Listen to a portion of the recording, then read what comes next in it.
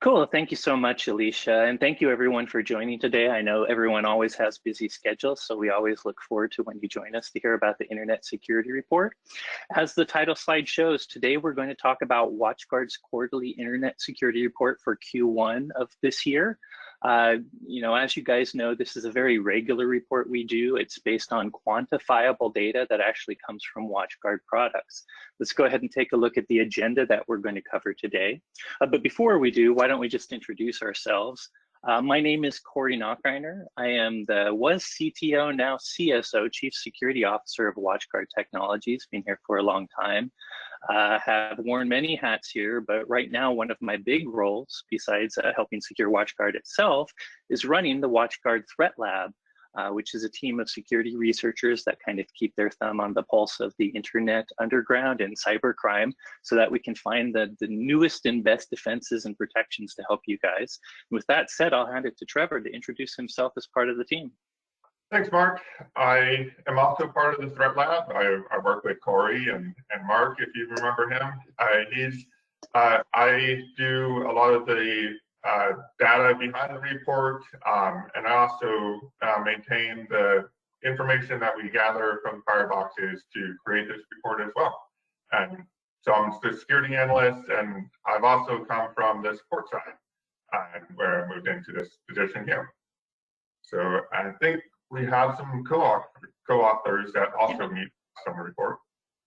And the other thing I'll mention is Trevor wrote the malware section today, so a good person to talk about it.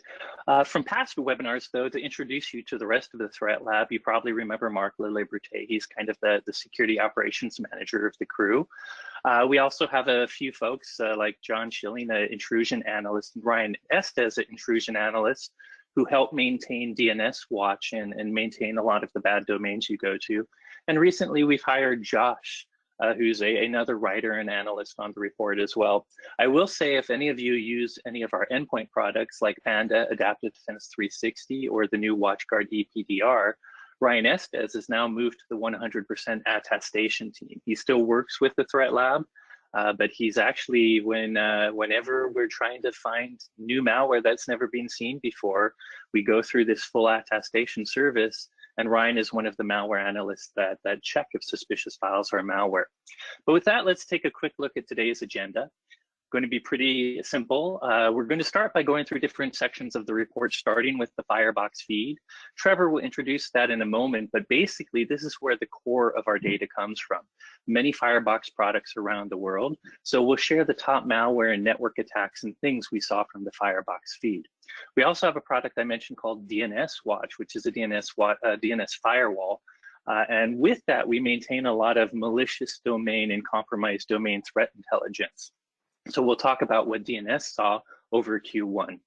This quarter, instead of a research project, we have a security incident of the month. You know, if you're an Exchange administrator, haven't moved fully to the cloud, but use an on-premise server, you probably remember this ProxyLogin incident that was carried out by the HAFNIUM attackers. So in this report, we go through a deep dive of the vulnerabilities and how they were used to attack Exchange servers. And finally, throughout the report, we'll give you security tips and things to protect yourself. The whole point of our report, by the way, is to pay attention to what the latest attack trends are so that you can always have the best defenses to pair with those attack trends. But with that, I'll leave it to Trevor to talk a bit more about Firebox feed. Thanks, Corey. So here's a Firebox feed. It's essentially where we gather the information that we get from the Fireboxes around the world. And so without further ado, let's go into just a little bit more detail. It's all anonymized data. So we don't, the information that we gather is sent by Fireboxes to our databases at WatchGuard so that we can then review that information and add it into our report. If you like the presentation, like the report, then I really encourage you to opt into the Firebox feed. And because the more information that we gather, the more information that we gather in the areas that you guys live in, the better that we can create this report, the more information we give back to you. The Firebox feed includes 5 different things. One is the gateway antivirus. That's the legacy AV service, that you're going to get signature-based detection on that. We also followed by intelligent AV, what we call IAV. It's a machine learning AV engine that analyzes the static files to see if there's anything suspicious in there, followed by APT blocker. It's actually a whole sandbox-based analyst of the malware, and then it'll give us the response based on the behavior of the malware to identify whether it's malicious or not. Then on the network side, we have IPS, Intrusion Protection Service, and that is going to prevent us from any network attacks, detects all the network attacks.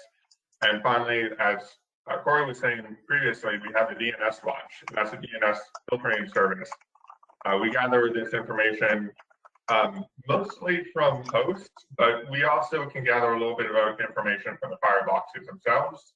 And so that helps us understand a little bit more about what type of services that are being accessed as well. So let's do the malware. Malware, we've actually, you know what, Corey, if you wouldn't mind? Yeah, I'll take care of the high-level trends. So we're diving into the malware section. By the way, just one thing to recap on what Trevor said.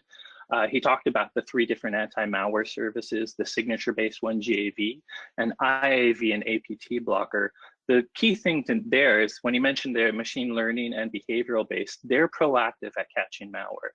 Signature-based, brand new, or what we call zero-day malware, is often going to get past signature-based protection. There's occasional rules that might catch a family, but in the most cases, almost all malware is repackaged for different victims. So signature-based protection is a little less effective than the more proactive machine learning and behavioral-based detection. But talking about malware, let's start at a very high level. You know, first, the Firebox feed, we gather data from just under 40,000 boxes. It's been 41,000 boxes in the past, but you know, 37 was the amount of boxes we gathered data from this year. During that, our 3 different malware services, you can see Gateway Antivirus caught about 8 million, APT Blocker caught about 8 million, just a tad under what GAV did, and Intelligent AV, the machine learning based one, caught about 200,000. The big trend here, by the way, is we always see APT blocker catching a lot, but this year, just APT blocker on a few boxes. Only boxes that have total security have APT blocker and Intelligent AV, whereas you know, people with basic security have the GAV. Even on the few boxes, there's actually a lot of boxes with total security, but there's definitely more boxes with basic. Despite that, APT blocker still caught as much as all the boxes that had basic security too. And this is why, as you can see, our zero-day number, by the way, zero-day malware, again, it's not zero-day exploits, zero-day malware is the amount of malware that was not caught by signatures. 73% required APT blocker or an Intelligent AV to catch. 73% of malware was zero-day. And that means if you're just using signature-based services like GAV, you would only catch that 26%. We'll go more in that a little later. So let's go over the top 10. Top 10 malware, this is the most malware detections we see for each threat. We have some of the typical threats that we see, the HER and Helm. Those are pretty regularly on the top. There is a few new ones here, some a little bit more interesting than the others, but Ursu, looks like it's number 4, is a new Win code injection.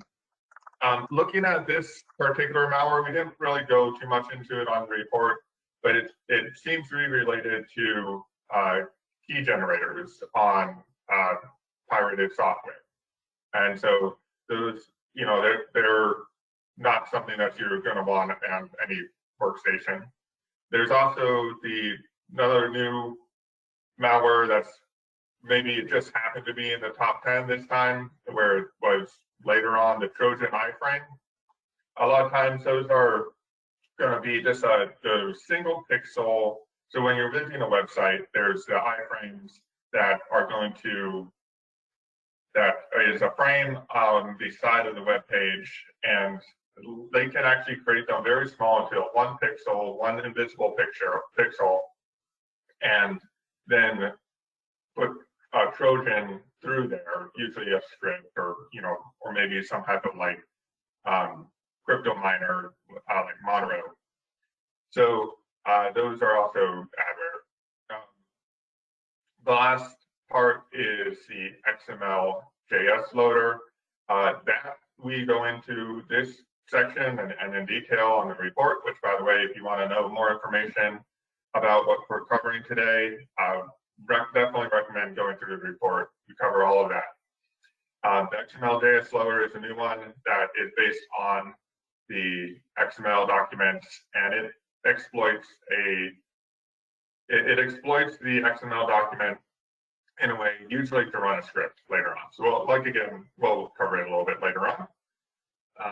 So next, we use our most widespread. So the difference between the widespread and the top malware is this is the number of malware, the number of detections that hit each firebox. So the more fireboxes that see this detection, the higher it is in this list. We have a lot of European countries on this list, and also some from APAC. And we don't see a lot of new malware this time in the most widespread, but if you take a look on the right-hand side, we see EMEA, which is Europe and Africa, Middle East, is taking most of the widespread malware. So if you're a device, you're most in EMEA, you're most likely going to hit one of these based on those percentages there. APAC a little bit less, and which is Asian Pacific, and America is on the right. We're a little bit less as well. However, that's not to say that we are safe in America. There, a little bit later on, we're going to cover some stuff that'll show you where we have our own problems to deal with. So this is the malware that we saw new, and some interesting malware samples. So the XML JS loader is the top malware by volume, number 9. And so, like I was saying, it exploits the XML. It's a XML external entity that is exploited, and it will usually start off with like there's actually a certain code in there that you can start off with, and it'll start running scripts.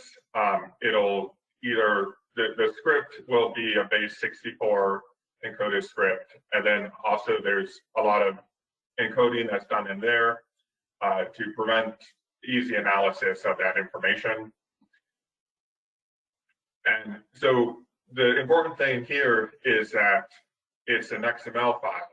And so a lot different, especially when dealing with Microsoft, or Word or Excel, you're going to have the potential for something to run the file, and even though it's not executable. So we need to, definitely what's interesting, and definitely recommend to read that section in the malware because I wrote it. But so the next section is Zumpty. This is the number 2 in the top encrypted malware. Now we didn't necessarily go over it in the previous slides, but the encrypted malware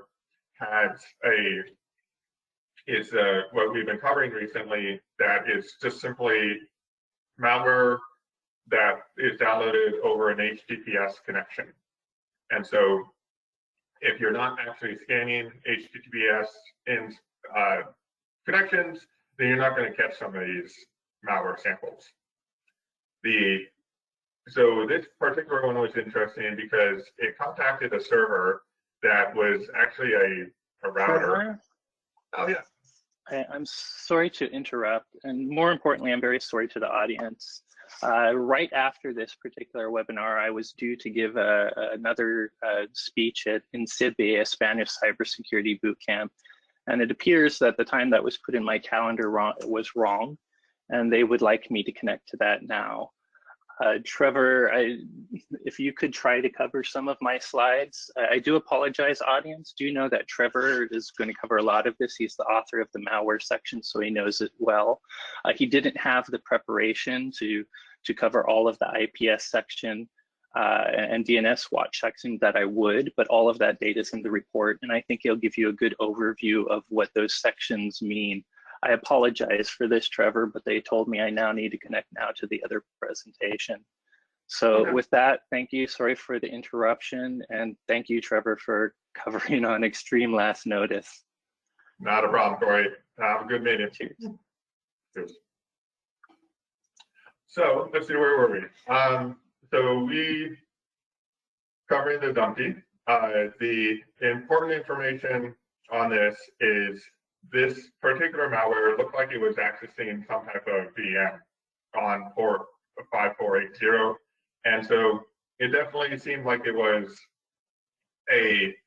maybe it was trying to identify if it was in a VM or not, or maybe it was trying to identify if the particular server was up to see if they wanted to actually have to see if it was supposed to access that and still working, kind of like a kill switch.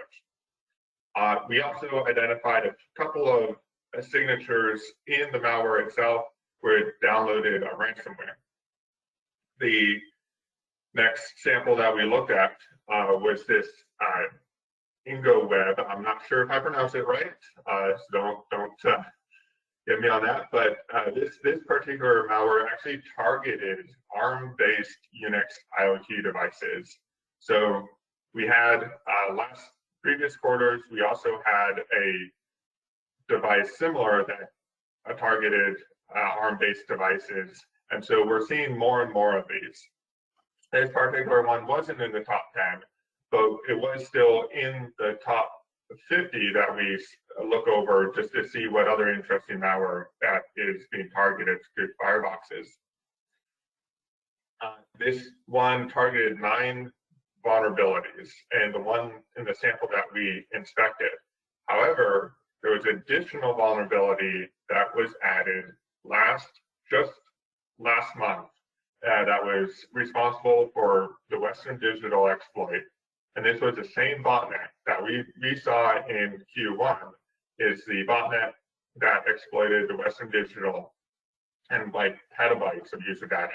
Absolutely devastating for a lot of small businesses that use this.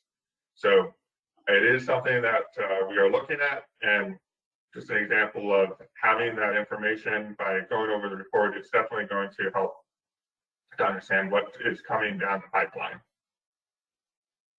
Let's go on to the next slide here. Oh, there we go.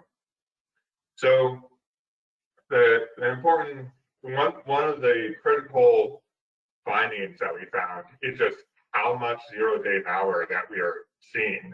Now, again, like Corey was saying, the 0 day is the malware itself, not necessarily going to be like a zero-day exploit. The malware is actually 3/4 of everything that a Firebox sees with the total security is a zero-day malware. So if you don't have a zero-day malware, you don't have any other defenses, then you're going to receive the other 3/4 of malware. And this has been an ongoing trend since the beginning of when we started this report in 2016. And just keeps on going up and up. There's sometimes every couple of quarters it will be down a little bit, but we haven't seen any. It's been continuously an upward trend. And by the way, like I was talking about with the HTTPS connections, if you're not inspecting the HTTPS connections, not only are you missing the basic malware, but you're also missing all the zero-day malware. So we recommend inspecting the HTTPS connections and making sure that you have at least some form of catching zero-day malware. The malware detection by region, we can see, just like what we were seeing in the widespread list, is that a widespread table.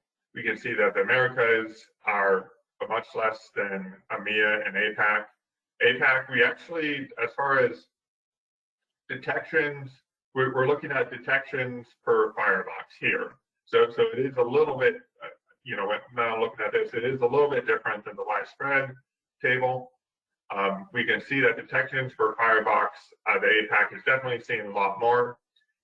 Even though the firebox, we have less fireboxes in the APAC region, so the total number is a little bit less fireboxes, but per firebox, we're definitely seeing more. Once again, the Americas have their own problems, and that is network attacks.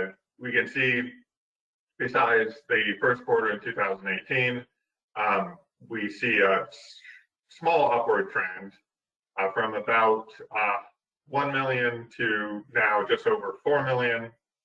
And this is definitely showing more and more network attacks that we're seeing. Despite the slightly decreased number of devices that are reporting to us, we still saw an increase in the reports from Q4 to 2020 to Q1 2021. In the network attacks, there's a few new samples that we see.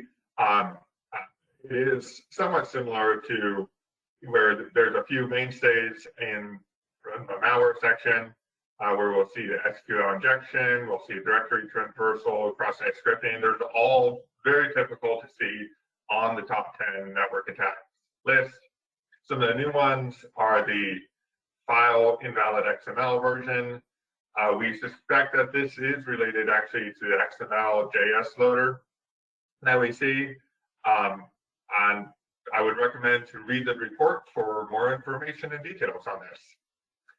We also have the second new malware, or network sample, not malware, network sample that we see, and that is the Microsoft Windows CAB file parsing. And that is, looks like a directory traversal. And again, I would recommend reading the report for more information on this sample. When it comes to network by regions, this is where we get a lot of network attacks in the Americas. So when it comes to the malware, yes, the EMEA and APAC need to be very worried, and same with Americas, because we are certainly getting a large percentage. But when it comes to network attacks, we're receiving the majority of them. 61% of the network attacks per firebox are detected in the US. And so when it comes to those types of attacks, we need to watch out. Not to say that EMEA and APAC are safe either. They certainly see a significant amount.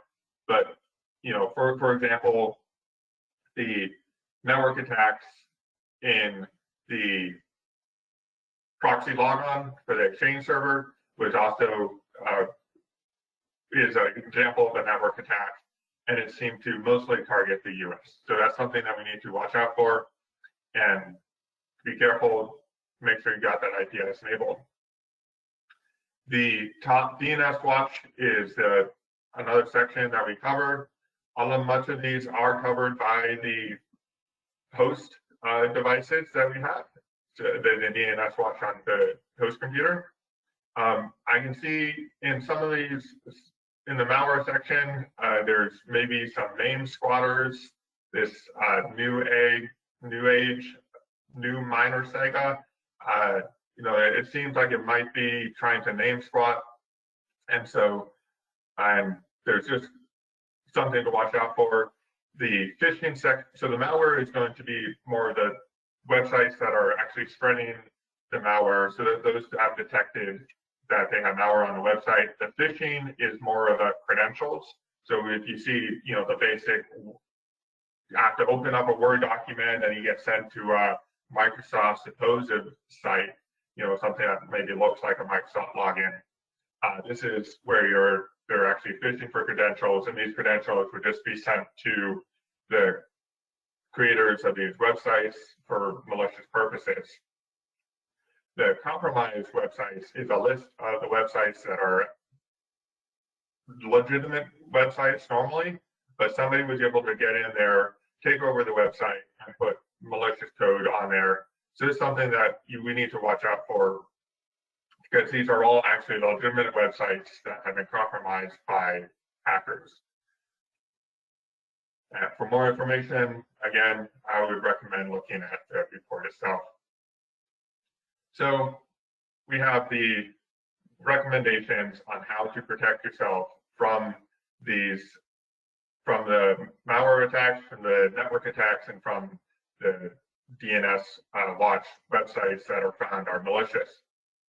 The XML, we are definitely seeing more in this when it comes to attacks. The important information on this is that these files are not executables. So you need to make sure to scan the XML files when it's coming through your devices. It's not, don't assume that they're already safe. Same thing with scripts. A lot of times, like a PowerShell script is going to create a download malware, or it's going to do different things to trick the computer into even encrypting itself for ransomware. That's a popular method. Same with JavaScript and others. So definitely look for these script files, make sure that all of these are being scanned to make sure there's no malware or no malicious activity that's happening. We also are seeing a lot of the case in ransomware and botnets. These are important to catch as we're seeing more and more samples come up. That is, you want to make sure that you have a strong EPP EDR service, the endpoint detection and response. And those services are going to be able to catch ransomware that's the 0-day ransomware that is hidden, that maybe has gone through its own encrypted connection, or has somehow maybe is on a USB drive. It's important that we're able to catch those, and that's where the EDR services really come into play. And they're able to detect these simply by identifying what any new services are doing, such as encrypting a file. The last recommendation tip that we have is a malware that we need to make sure that the malware is not being bypassed, that the firebox is not being bypassed by the malware detection. So the important thing here is that we need to make sure that we are scanning the files themselves, not in a heuristic approach with IAV, and in on the WatchGuard APT platform where it actually gets sent out and scanned for any type of malicious activities. This APT blocker is actually going to be able to send the files to a sandbox where it can go and identify exactly what's been occurring and able to then give a determination on what this file is doing. So these are all critical steps in protecting your network, where if they're not in place in some form, then you're going to run into a problem where most of the malware is going to be lost, or is going to hit your devices. So we're going to cover the incident. The incident, as you're most familiar with for those who have Exchange servers, is the ProxyLogin. And this is happened in Q1. There's a couple of important parts that four different CVs were created because of this exploit. And so it's really important that we are updating our software and making sure that we are scanning for any type of network attacks. The HAFNIUM, I'm not pronouncing that right. Those attacks include cross-site request forgery, where they're using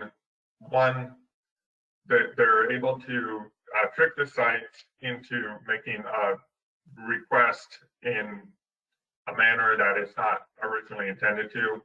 I would recommend to read the report to get a little bit more details on exactly what is involved in this. We do go into a lot of details, and it shows step by step exactly what is being done. It essentially comes down to a cookie that is created, and so the cookies are, if you're familiar with, are little devices, little files that are being put on your computer every time you load a website or you log in. It saves that information, so that next time it becomes a little bit easier. And when you log in, you don't have to enter in that information. But this cookie was abused in order to do the server-side request forgery. The next vulnerability has to do with the authentication of a file. This was basically due to sanitation of the offline address book. This particular one, they were not, there was a @ symbol that could be added and a slash, and so basically they weren't sanitizing this out of the address book, and so that's really important. And again, I would recommend to get the report, to read the report for all the details on this. We also have two other vulnerabilities, the authentication RCE and authenticated file write. The Microsoft found pretty shortly after this that this was a state-sponsored attack from China. And in fact, yesterday, the US government and some of their allies also have accused China of this attack. And because this was a state-sponsored, it's going to be important that we'll see what this is currently unfolding, and so we're going to have to see what happens. There are, during the attack, after essentially what happened was there was a web shell that was created on the servers. During the attack, they actually were able to, other users, not to do with the state-sponsored group, were able to compromise the servers through the web shell that was already created on the Excel. And so it just made a big problem far worse, because now 80,000 devices, if I recall correctly, it was about 80,000 servers were compromised. And so all that information, all the username and passwords should be reset. Everything would need to be recreated to ensure that there's no malicious activity, or at least reverted, hopefully, if they had a backup, then to make sure that no malicious activity would reoccur, no backdoor was created on the server. A big issue that I personally was actually quite shocked that they would do, and I don't believe that should ever happen, is the FBI connected to the servers through the exposed web shells and removed the web shells. Now, this is possibly a violation of the Computer Fraud and Abuse Act, because they were actually sending commands to the servers themselves. Now, and the FBI has connected to the malicious web shells themselves and sends commands to delete itself. But in this case, you actually have to connect to the servers. So you're not just connecting to a malicious application, you're connecting to the Exchange server and telling it what to do. this I see is a clear violation of privacy and of the Computer Fraud and Abuse Act, as my own personal opinion, and but definitely would not be happy if the FBI were to connect to any of my information. So the key takeaways on the ProxyLogin exploit is that we need to make this that the IPS inspection is critical.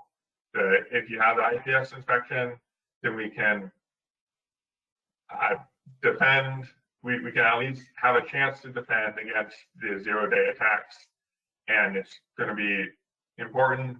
Most of the zero-day attacks happen after an exploit is created, and in this case, it was not, but a lot of zero-day attacks do happen because an exploit is created, and so we need to make sure that as soon as signatures come out for IPS, we download that. As soon as patches come out, we download that, and that's going in a little bit into the takeaway number 2. But as soon as patches come out, we need to make sure that those are downloaded and installed. Your basic 101 IT stuff. It's also going to be important that we retire any of the legacy systems, and this is because the legacy systems usually don't get as much love as some of the newer systems. They're going to have problems where the updates are going to be delayed, or only the most critical updates are being patched, only the most important. And so, yes, you might be able to still work with them, but especially after they are retired, then they just create an opportunity for, if they're still on your network, they create an opportunity as a foothold in your system to get access to other devices. So the defense summary is essentially what we want to take away from the report. There are going to be important details that we find in the report and the final takeaways. We definitely need a layered defense. Layer your malware defense with EDR, the endpoint detection and response. In order to block these malware samples, we need to have defenses not only on the firebox, we need defenses on the workstation, and we need defenses by educating the users. Make sure that the users know what to look for on a phishing website. You know, make sure they know that if they receive an email that they want to go out and buy a $50 gift card for the CTO or something like that. You know, that's pretty obvious to us, but for some, it's not, because it works. And so we're going to make sure that they know these. You know, you're going to have some departments are going to be a little bit more educated on these than others. We just need to make sure that everybody is aware of what to look for. The education in malware defense is a key in order to have this layer. When it comes to the malware itself, we need the signature-based malware, because that just quickly can identify, just snaps up. We're able to identify whether it's malware or not. But then we also need the deeper layers, and with the IAD and APT blocker. We also need to be aware of the fileless malware. The living off the land is what we call them. And this is a memory-based malware samples, often created with script files. So like we were talking about with the XML loader, that file is a script file that was downloaded to the computer, but then it loads into memory a PowerShell script. So if the XML file was not identified as malicious, then it would load the PowerShell into memory. And if you're not scanning for fileless malwares, there's nothing going on, at least according to the antivirus. So we need to make sure that memory is being scanned. EDR is a key step in understanding that, it would be able to scan the memory, and that's a way that we can defend against those types of fileless malware. As you can see, I'm working from home. So is Corey. We're working towards a hybrid workforce, as I'm sure many of you are as well. When we move into this hybrid workforce, we're going to have different attacks, different security that we need to deal with that we didn't have previously when everybody, or most everybody, was working in the office. So when it comes to the hybrid workforce, they're going to have some people work from home, some people at the office, and those people working from home are going to have to connect to their different departments. If you just have, say, an open VPN to allow them to connect to any corporate network on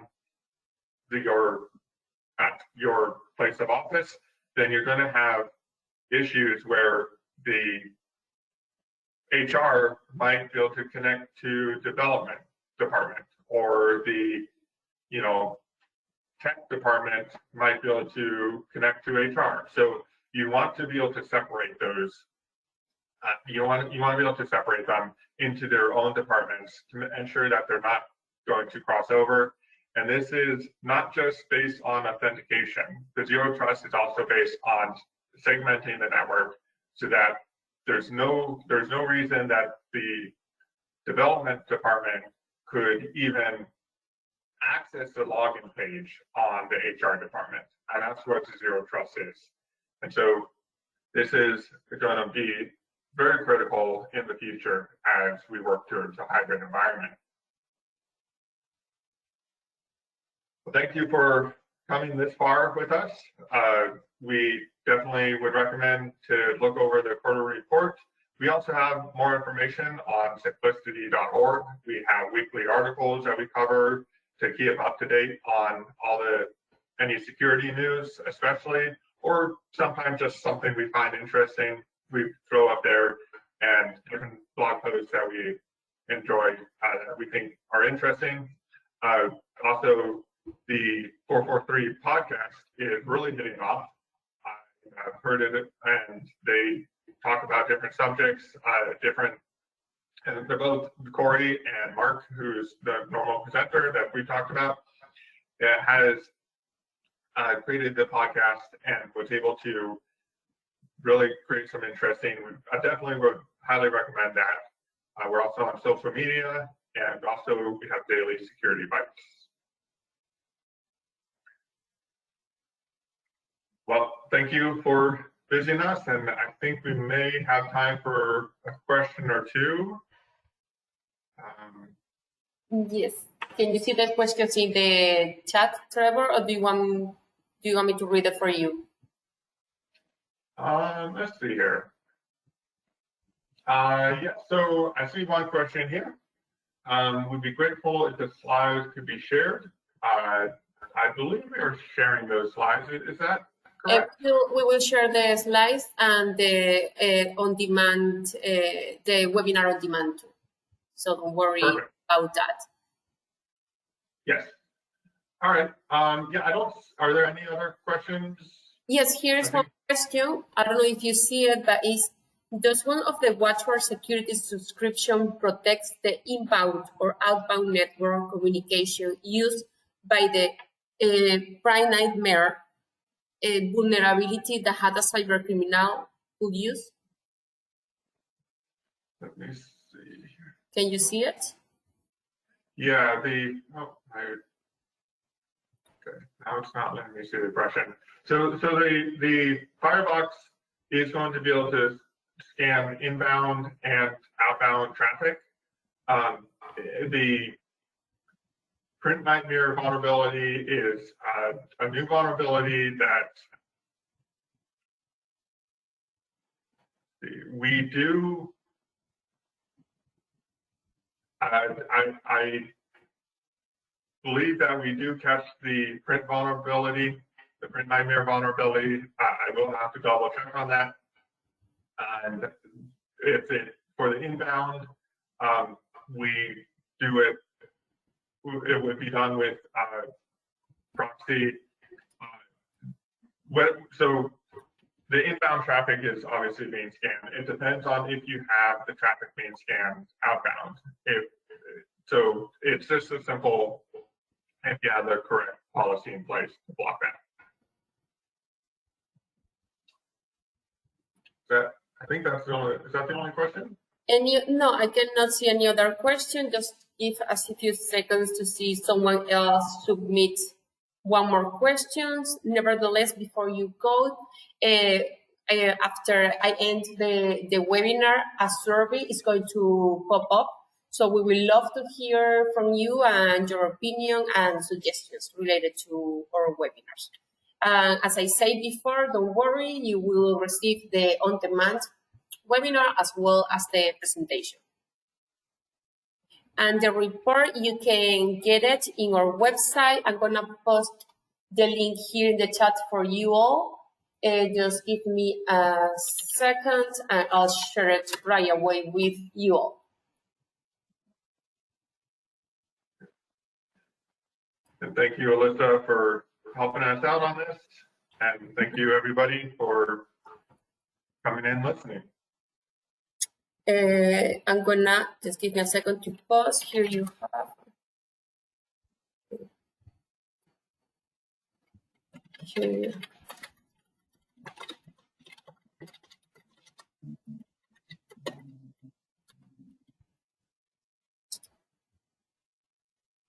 Now you all have the link to the report in the chat. We have one more question. Can you see it, or do you want me to read it for you? I don't. I know? Oh, here it is. Okay. How to protect from our evil ransomware. So yeah, the our evil ransomware, they actually, I don't know if you're aware, but they're kind of gone into hiding right now. Their webpage on the dark web, which is a Tor hidden website, is taken down. So they're, at the moment, they're going into hiding.